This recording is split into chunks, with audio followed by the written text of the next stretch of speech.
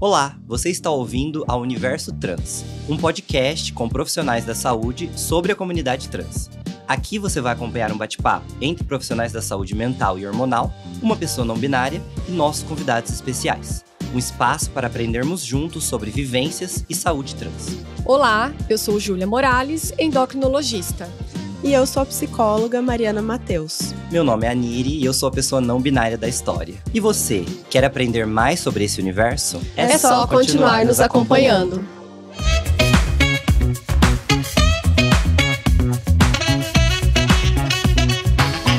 Hello, people! Boas-vindas ao nosso terceiro episódio do Universo Trans.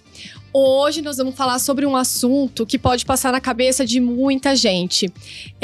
Sobre, será que eu nasci no corpo errado? E para conversar com a gente hoje temos um convidado, o Eric, e ele vai contar pra gente sobre a experiência dele. Bem-vindo, Eric. Obrigado. Bem-vindo. Seja muito bem-vindo. Obrigado. Muito bom receber você aqui com a gente hoje para trocar essa ideia. Nosso primeiro convidado. Animados. Se apresente. Bom, sou Eric Almeida, tenho 33 anos, sou casado, sou formado em logística, atuo na área já faz uns 10 anos e sou um homem trans. Muito bem. Arrasou. E conta pra gente um pouquinho como que foi pra você o processo, como que você se percebeu na identidade masculina, como que foi pra você contar pras pessoas o seu processo todo. Bom, isso é de pequeno, né? Foi bem na minha infância mesmo, eu já percebia alguma coisa diferente em mim. Então, até relacionamentos assim com primos, em algumas amizades, as pessoas também apontavam isso aos meus pais, né? Então, ali já ficou um paradigma ali, que será que tem alguma coisa errada, né? Na visão deles, claro.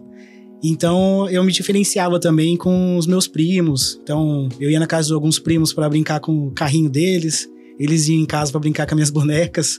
Então, as pessoas, quando a gente se misturava, já dava para perceber que eu já era diferente, desde pequeno. Então, foi uma coisa de infância mesmo. Sempre teve presente ali na minha vida. Uhum.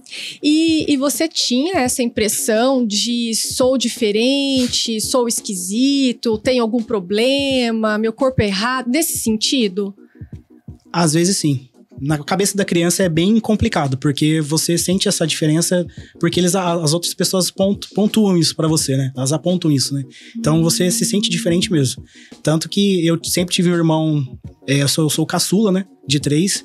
Então eu cresci com meu irmão mais velho, ele tem 36, e eu sempre me espelhei nele, eu queria ser ele. Eu não entendia por que eu tinha que ter boneca e ele tinha que ter os brinquedos Power Rangers, entendeu? Uhum. Então, a minha festa de 5 anos foi a festa da Moranguinho. E eu queria ter a festa dos Power Rangers. Eu cheguei na minha festa, era uma festa surpresa, eu cheguei na minha festa e me decepcionei. Até hoje é uma coisa assim que já me afeta. Porque eu sei que eu queria a festa dos Power Rangers. Então, eu não vejo foto. Você tinha aí? 5 anos. 5 anos. Então, assim, meu irmão teve uma festa de castelo, um bolo de castelo, bem masculinizado mesmo. E eu me senti totalmente perdido. Falei, por que eu tô sentindo isso? Por que eu queria uma festa Power Rangers e as pessoas estão me dando uma do Moranguinho, entendeu? Então, desde pequeno, isso foi muito presente na minha vida. Entendi, de não se identificar com o que a sociedade colocava daquele gênero. Exatamente isso. Entendi. E quando que você começou a entender o que isso significava daí? Acho que aos 15 anos, mais ou menos. Eu já me aceitava, né? Como eu era mesmo. Só que eu, no caso, era uma lésbica, né? Então, eu já sabia que eu não gostava de homem. Ali já era presente isso, já era nítido. Porque as pessoas me empurravam, você tem que namorar, a família, né, apontava isso. Nossa, não tem um namorado, né? E todo mundo já tinha tido várias experiências e eu tava brincando na rua jogando bola. Então, eu queria me achar, ia numa quadra de futebol que eu tava jogando bola. E as minhas amigas, vamos se arrumar pra ir pro shopping, vamos comprar maquiagem, vamos arrumar o cabelo. E eu não tava não sentia isso, não era presente em mim. Então eu tava com os meninos. Meu apelido era Pelé. Exato. Então, não tinha como. As minhas amigas me chamavam de Pelé, as mães dos meus amigos me chamavam de Pelé. Então, já era presente. Eu já me sentia um menino. Só que até então eu não tinha um conhecimento. Foi uma coisa bem tardia na minha vida, eu acho, pelo menos. Se eu tivesse tido esse conhecimento, as informações que hoje a gente tem, talvez eu teria feito essa transição um pouco mais cedo. E você falou conhecimento de saber que pessoas trans existiam, que era uma possibilidade. Exato, eu não tinha, né? A gente não tinha informação geral, né? Todo mundo, né? Internet, a gente não tinha essa abertura de falar também.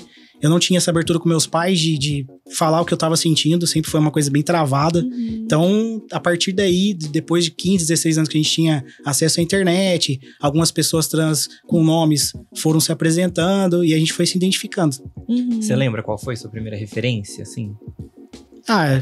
É o Tami, né? Foi verdade. o cara que fez assim, estampou na mídia, né? Sim. Tô fazendo a transição e é isso. E quem quiser aceitar, aceita. Quem não quiser, foi o primeiro, né? Teve outros, o Tarso, que faz novela, enfim, também se apresentou. Então, mas o primeiro de todos ali foi ele. E foi daí que você, então, entendeu que isso era uma possibilidade na sua vida. Foi um choque, né? Porque teve a novela também, não sei se vocês se recordam, não me lembro o nome da novela, mas teve essa experiência também de estar fazendo transição.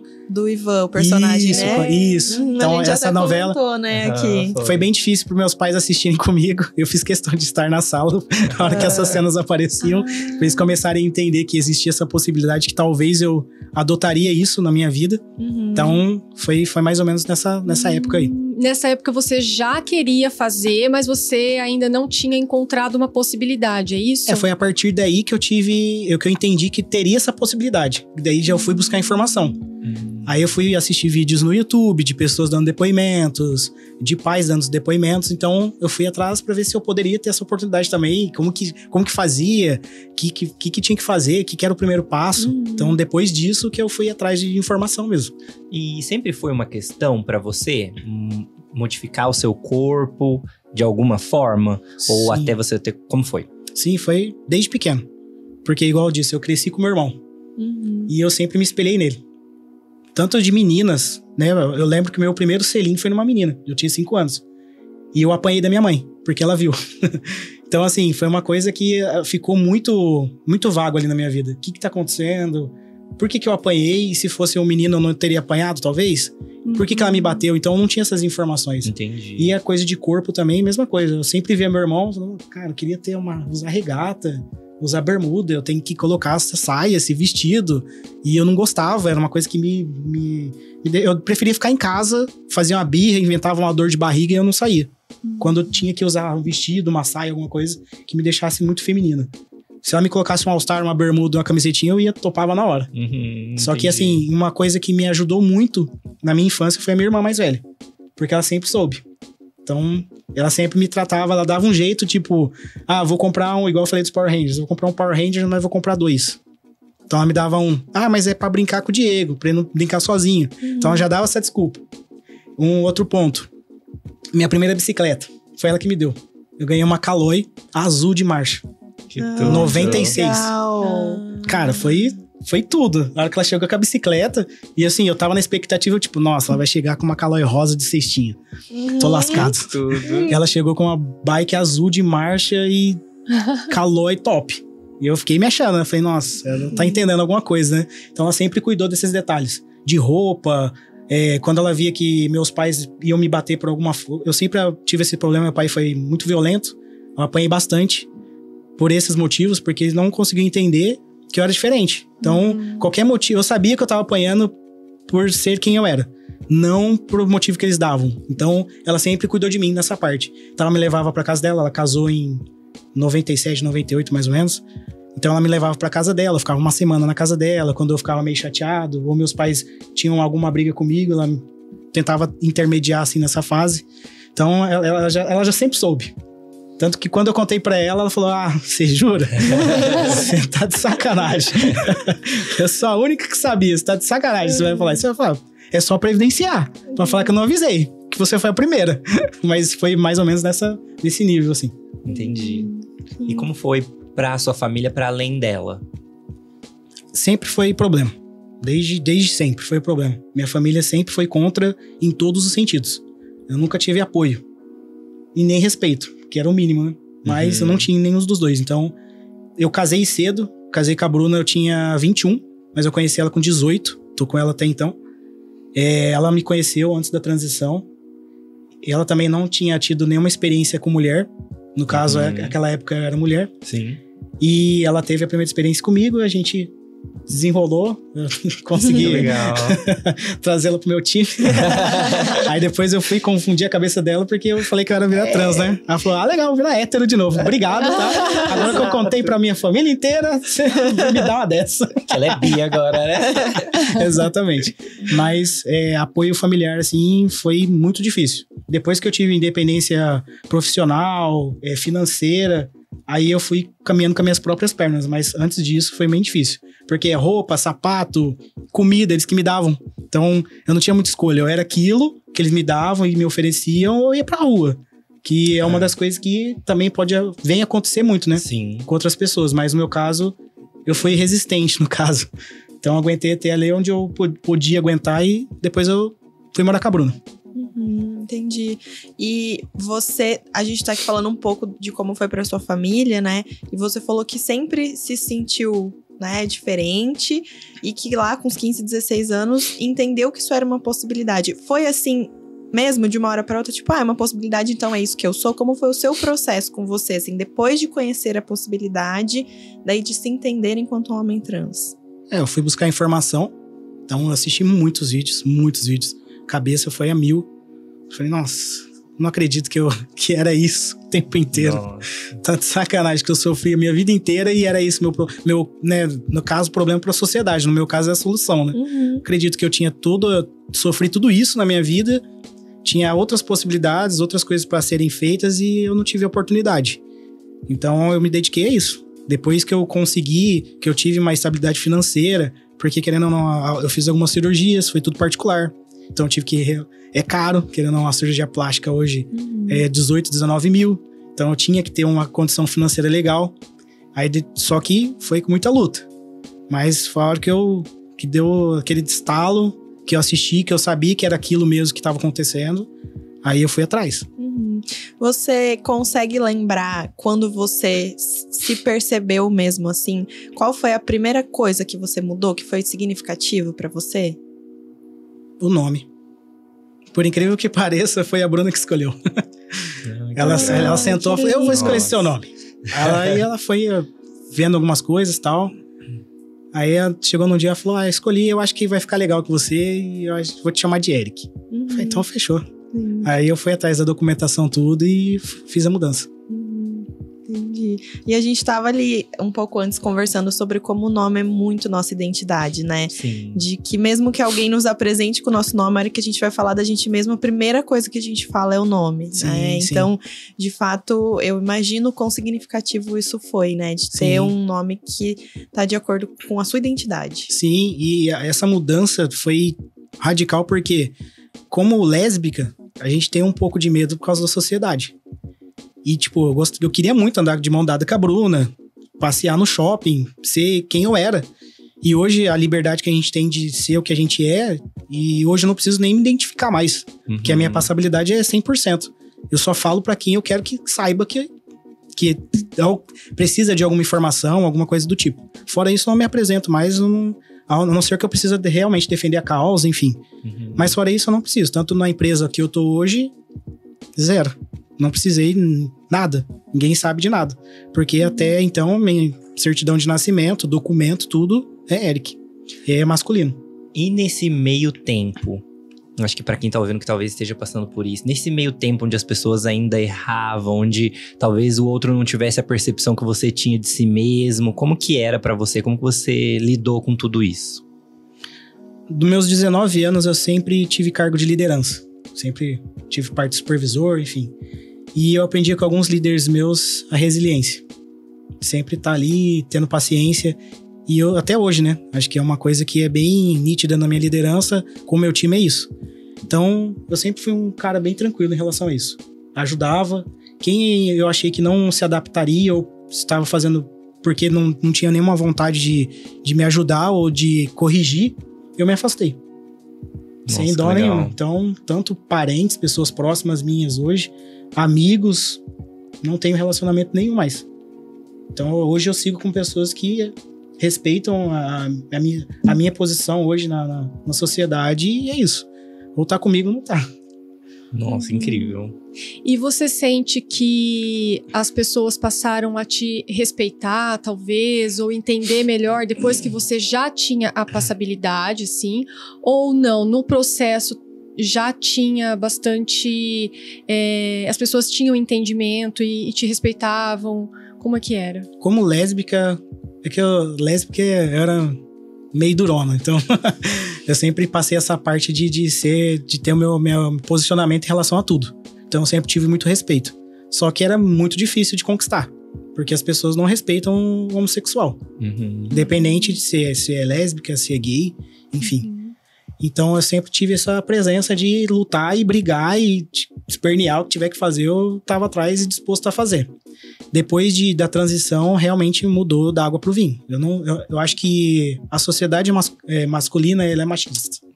Então essa parte do machismo é presente e é nítido. Porque hoje eu não tenho a mesma dificuldade de 5 anos atrás. Então hoje o que eu falo é lei. Antes eu tinha que fazer um esforço, até mesmo dentro da minha família.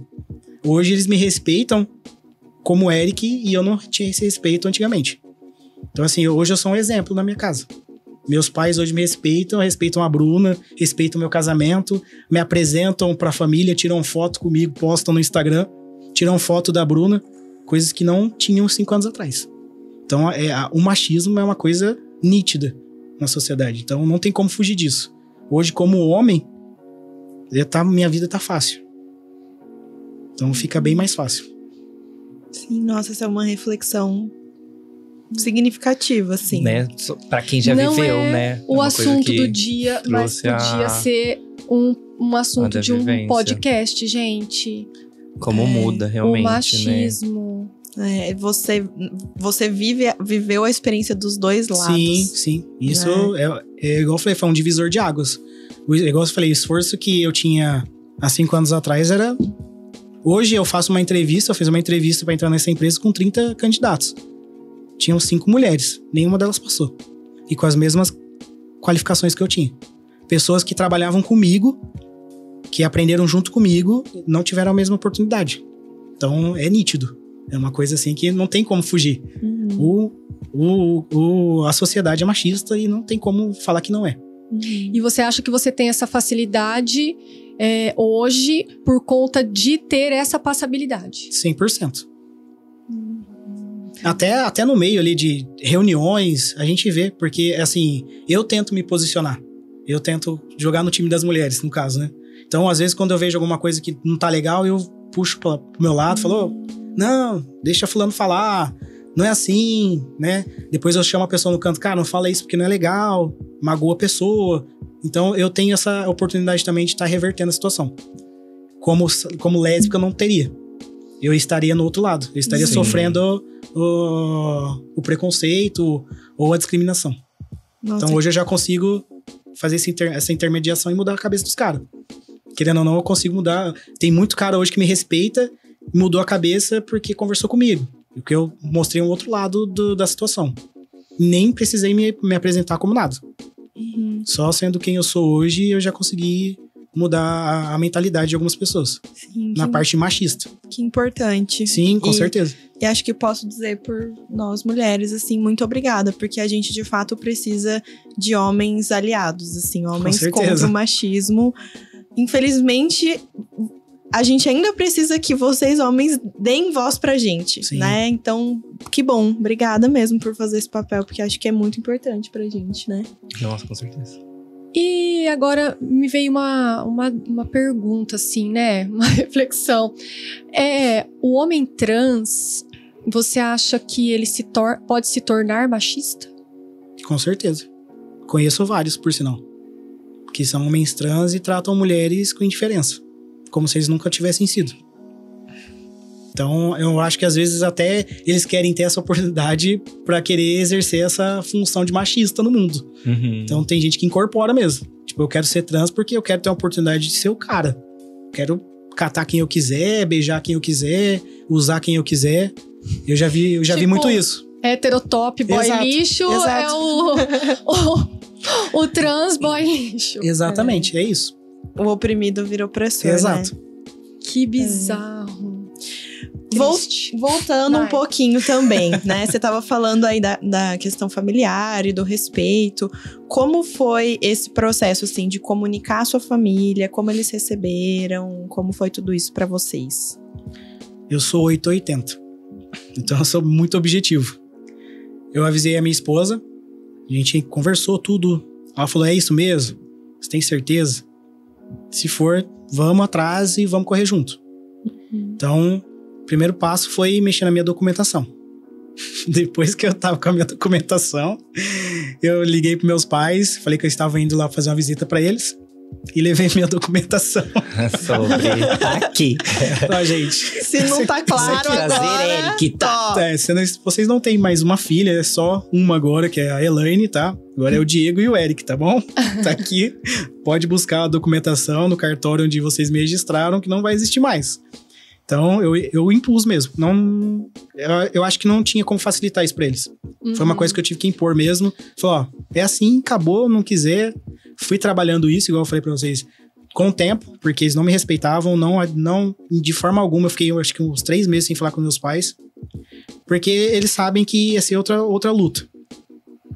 E, em tese, sendo pais, eu acho que eles ficaram preocupados também. Porque vou passar por cirurgia, é muita mudança, é testosterona, é medicamento, enfim. E a outra parte também do preconceito. Então, ficou ali os dois pendurados na gangorra ali, dentre o preconceito e a preocupação com o filho, né? Mas foi bem difícil. Então, como eu tinha até comentado, meu pai até hoje, ele erra e não é porque não quer fazer, não quer fazer. Não tem me confundi. Não, ele não fala porque ele não quer. Ele falou desde o começo que ele não aceita, não ia me chamar. Só que, igual eu falei, minha sobrinha tá crescendo e ela não sabe, não entende ainda, que ela tem 5 anos, e ele precisa se corrigir. Então, ele tá tentando se corrigir, mas contra a vontade dele mesmo. Agora, o restante da família, meu irmão se adaptou muito. Meu irmão sempre foi muito homofóbico, tanto comigo quanto com os meus primos, que também são. Tem outros primos da família da minha mãe que são também. Então, são gays, né? No caso, não são trans, acho que eu sou o único por enquanto. Identificado, sim. O alarme tá aí. Então, ele também sempre foi muito homofóbico com meus primos. Então, a gente apanhava muito quando se reunia, porque ele era o cara que queria eliminar a gente da terra, né? E ele mudou muito também. Então, hoje ele me respeita a minha casa, respeita a minha família. E até se espelha em algumas coisas. Então, acho que o jogo meio que virou agora. E você comentou que foram muitos processos, né? Essa questão da hormonização e tal. Como é que fica a cabeça? Eu queria saber, enquanto você tá se acostumando e tal. Como é que uma loucura, até pra gente, porque às vezes a pessoa chamava... velho. Cara, tudo bom? Então é meio difícil se adaptar, né?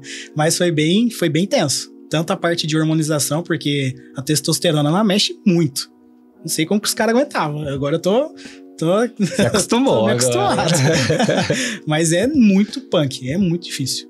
Porque você tá num estado assim, do nada você tá no outro, e sua mulher querendo matar você em casa, porque dorme 1 semana, que passar o efeito da testosterona você volta. Tipo uma TPM dela, né? Então eu falei, estamos equiparados agora. Então você fica com a sua TPM, eu fico com a minha testosterona aqui, e ponto final.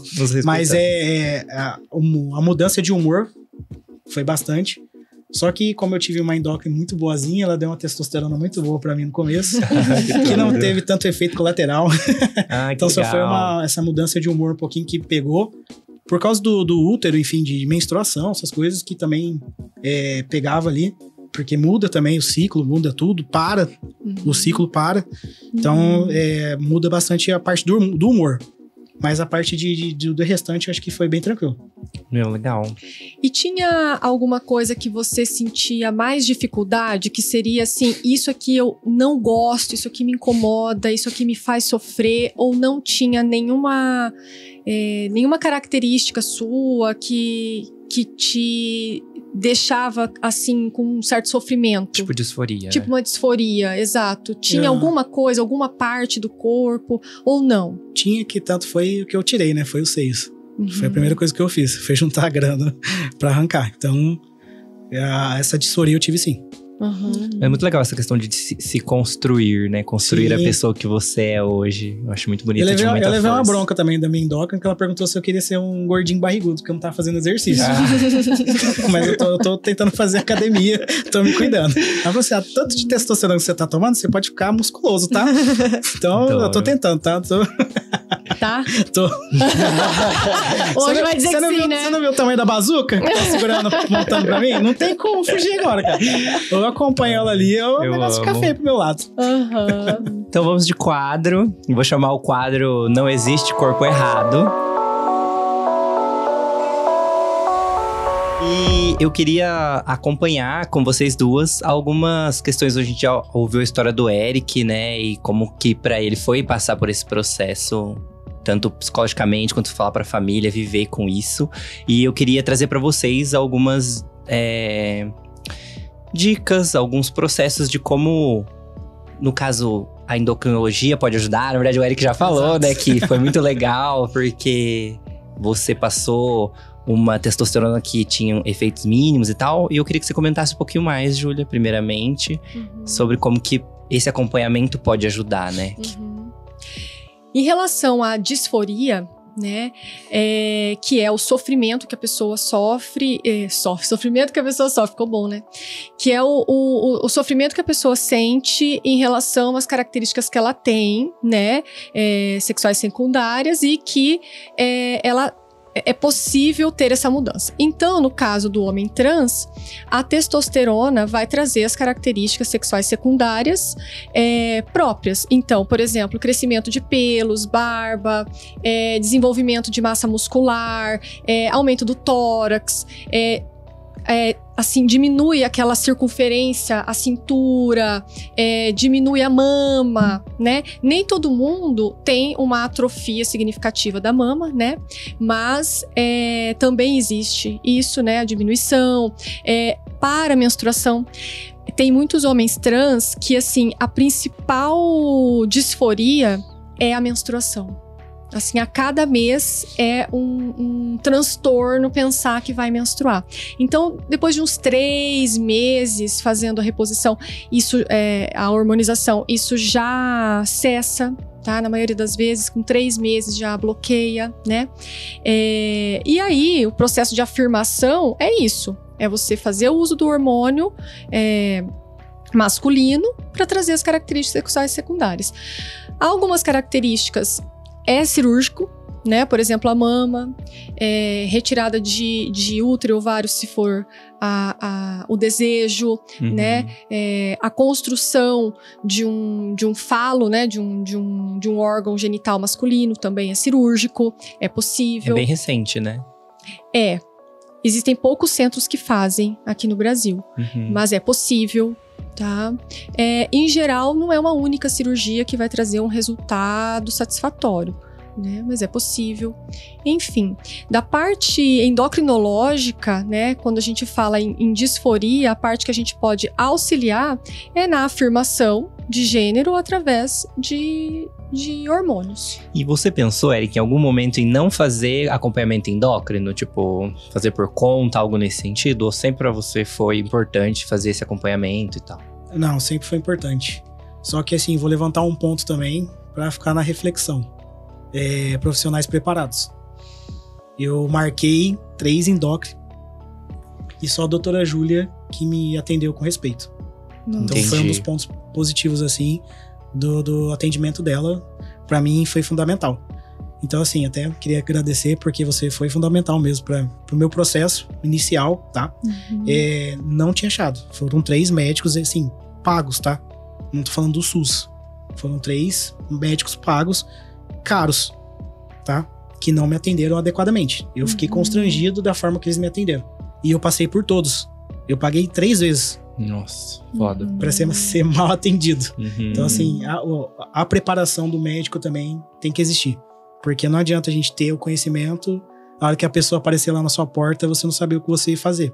Você atender a pessoa de uma forma errada, no caso. Ela já tá passando por um problema muito grave ali, porque ela já tá com problemas psicológicos, físicos, aí você ser mal atendido, gastar dinheiro, é complicado. E o acompanhamento psicológico, você fez nesse processo também? Você faz hoje ou não? Fiz. Ah, legal. Faço hoje também, continuo. E eu queria trazer um pouquinho pra ti, pra você contar pra gente como que assim, você vê que pode ajudar dentro desse processo de transição. Sim. Pensando nessa questão da disforia que a gente estava falando, né? A terapia vai ajudar. Eu falo que não é nem na aceitação, mas é na tolerância desse corpo e dessas características até que elas sejam possíveis de serem mudadas, né? Porque como você falou, uma cirurgia custa caro, né? Se não for no particular, se for pelo SUS, vai demorar. Então, vai ter um tempo de vida ainda que essa pessoa vai precisar conviver com o corpo como ele está. Talvez com algumas mudanças que a terapia hormonal pode trazer, com algumas outras coisas, né, como a expressão, então assim, roupas, essas coisas você consegue construir, mas no íntimo, né, aquela pessoa ainda lida com algumas questões com aquele corpo. Então eu falo que é de trabalhar um pouco essa tolerância desse corpo, mudar um pouco a relação com esse corpo, né, de entender que a vida não pode esperar o corpo estar ideal para começar, né? A vida continua, você precisa continuar vivendo experiências novas, né? Enquanto você passa por essa transição. E um outro ponto que eu queria falar, que a gente falou aqui pela primeira vez nos nossos episódios sobre o termo passabilidade, e a gente não explicou o que é passabilidade, talvez algumas pessoas não saibam, né? Passabilidade é um termo utilizado ali na comunidade trans, quando a gente entende que são pessoas trans que não parecem trans. Então, são pessoas que têm características muito significativas ou do gênero masculino ou do gênero feminino. Como o Eric falou, as pessoas que conhecem ele hoje não sabem que ele é um homem trans, a menos que ele diga, né? Então, ele tem essa passabilidade, né? E muitas pessoas trans buscam isso, porque evita muita transfobia. Então, como você fala que hoje você vive o lado oposto do machismo, talvez com uma passabilidade menor você viveria muita transfobia, né? Direta. Eu imagino que você escute coisas, talvez de pessoas que nem saibam, né? Que você é uma pessoa trans. Mas essa passabilidade muitas vezes é buscada, né? Pelas pessoas trans justamente por isso.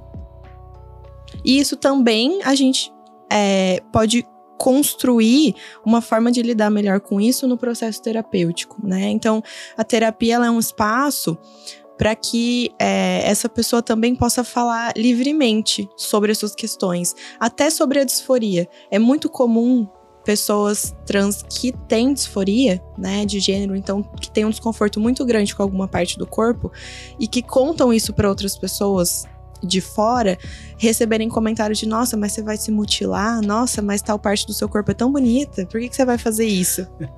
Né? Verdade. E a terapia é um espaço para se falar sobre isso tranquilamente, né? Sem essa possibilidade de um julgamento, de um comentário completamente inadequado uma como opinião, esse. Né? Não, uma não opinião, pedida, né? Que a gente vai chamar de opinião, mas é transfobia, né? Então, sim, né? Isso é muito comum. E aí, o espaço da terapia proporciona falar sobre isso, poder conhecer um pouco mais, né? Então, é um lugar de muito autoconhecimento e que é um processo importante no processo de transição, né? De se entender aí quem você é, como você quer ser. Arrasou. E eu queria que você trouxesse, Eric, algum aprendizado que você teve dentro desse processo, que já tem muito tempo, para outros homens trans que estejam nesse processo, talvez começando agora, talvez se entendendo através do que você fala, sabe? O que você tem para dizer para essas pessoas? Um ponto, acho que já foi falado, é a pressa, né? Então, não tenha pressa. Eu esperei 26 anos para estar fazendo o pontapé inicial.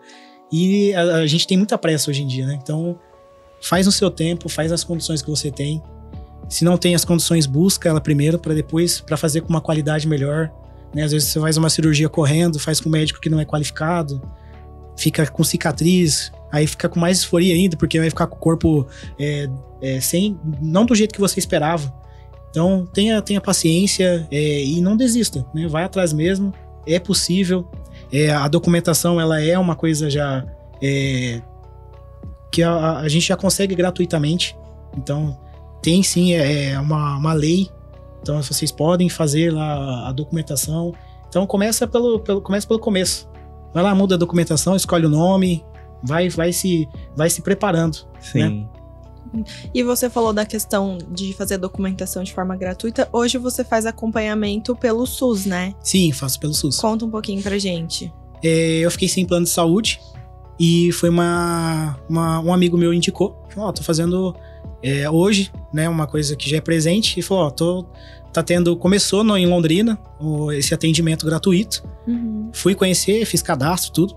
E fui super bem atendido. As pessoas lá são super preparadas, elas já sabem com que elas vão lidar. Então a gente não vai chegar de surpresa, a pessoa não vai olhar com você com cara de surpresa, nossa, né? Igual você falou, não parece, né? Que legal, não vai ter isso. Uhum. As pessoas são bem preparadas. O medicamento a gente já toma lá também, então a testosterona lá já é gratuita. E até uma testosterona cara, porque quando eu tomava pelo plano, eu pagava a injeção em torno de R$400, R$500. Nossa. Hoje ela é gratuita. Então já é uma oportunidade pra gente já ter uma economia também no bolso. E fazer todo o tratamento. Então eu faço tratamento a cada 3, dependendo da forma que vem os meus resultados dos exames. Então eu faço todo um check-up com eles lá, exame de sangue, tudo certinho, urina, que se precisar.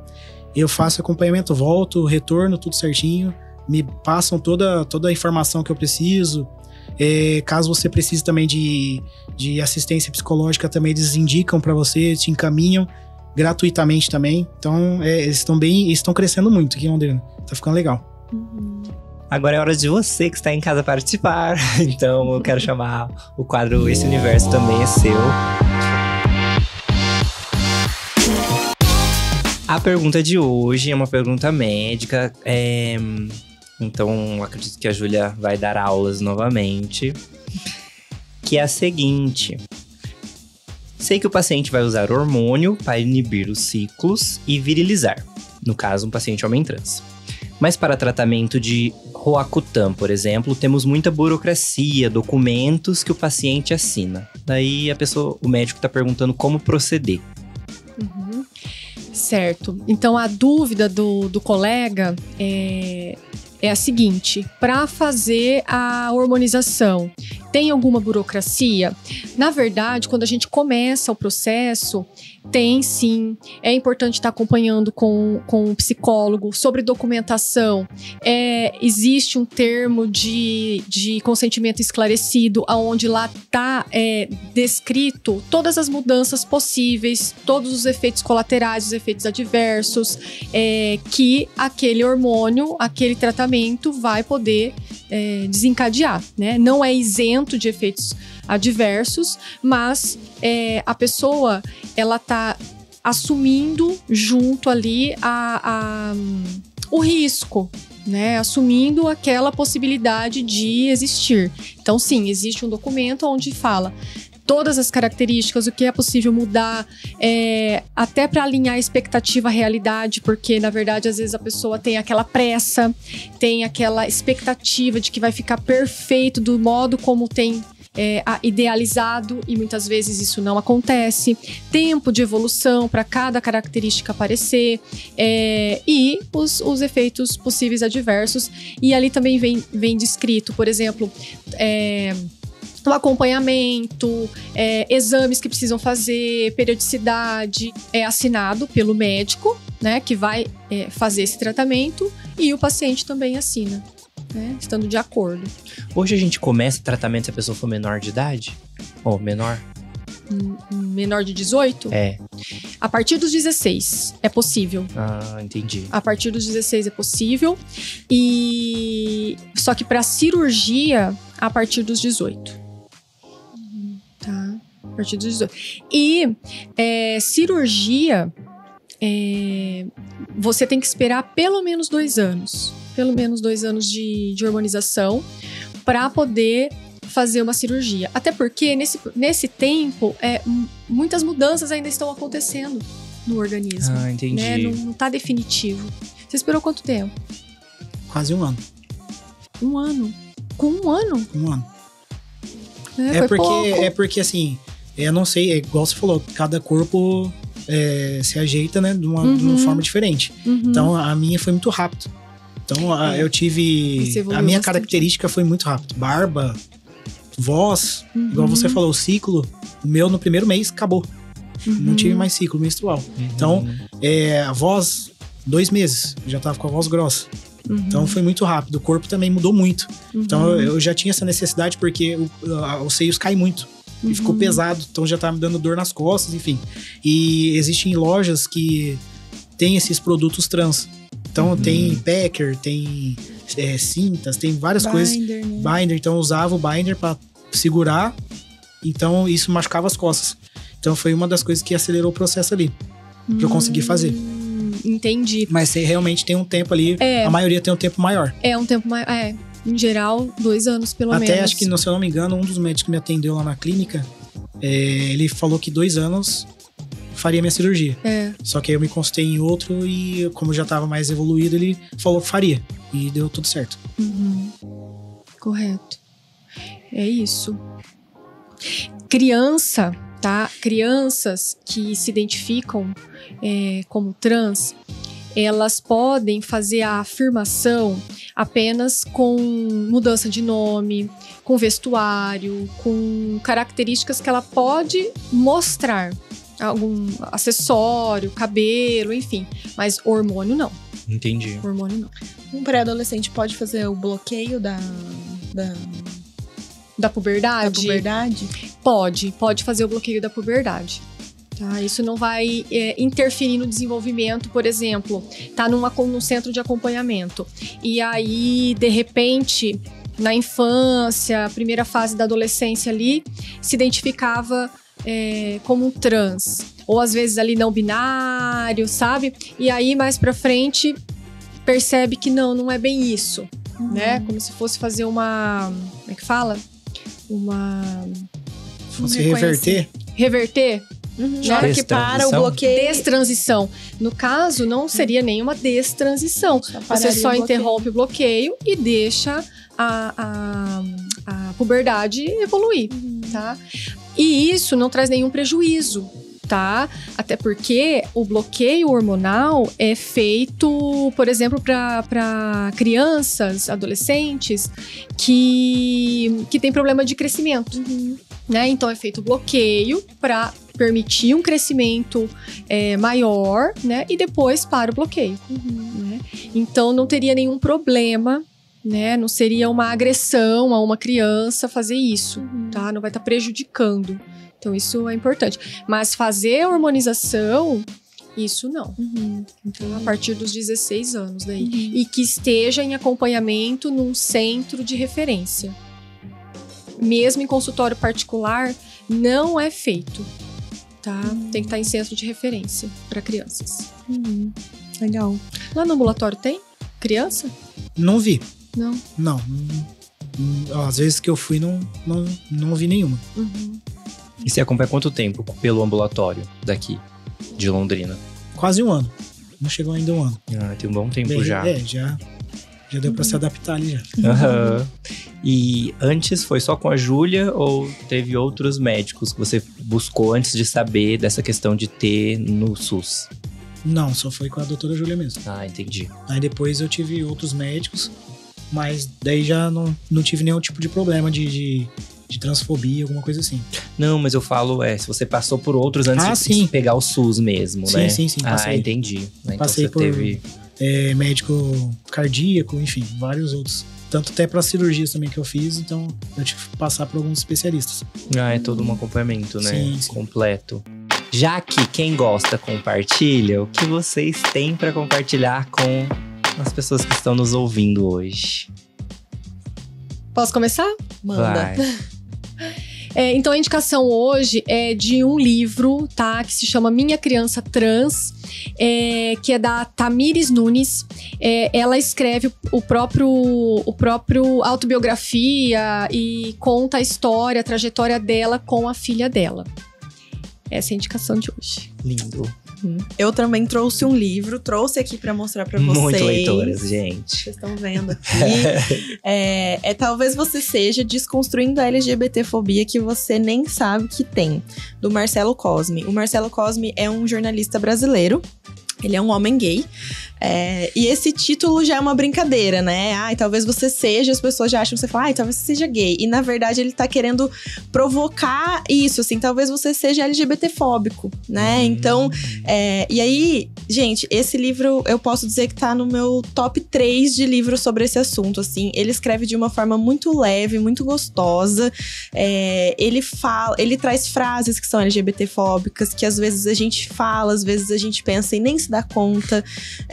Então, é um livro muito legal pra você, por exemplo, pessoal LGBT, dar de presente pra um familiar seu que tá com dificuldade de te entender, de te acolher, de te aceitar. É um livro muito legal pra todo mundo que tá disposto a aprender um pouco mais sobre esse universo ler.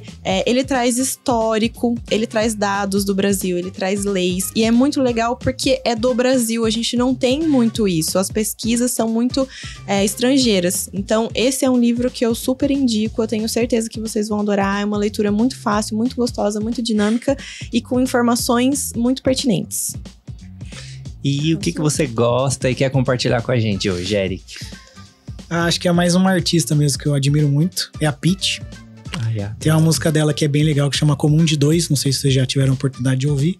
Ela fala sobre essa transformação, de você sair do armário, de você ser quem você é e jogar a cara no mundo mesmo. Então, ela tem várias músicas inteligentes também. Eu gosto muito. E fica a dica aí. A minha também. É uma cantora. Estamos conectados. Eu queria indicar a Lineker, porque é uma cantora que eu gosto muito e que, assim, ganhou álbum de Grammy Latino, assim. Então, esse último álbum dela tá incrível. A sonoridade é linda e ela também fala um pouco sobre N processos que ela teve que tocam a gente de uma forma que só ela, na minha opinião, sabe fazer. Então, a minha indicação é essa. Legal.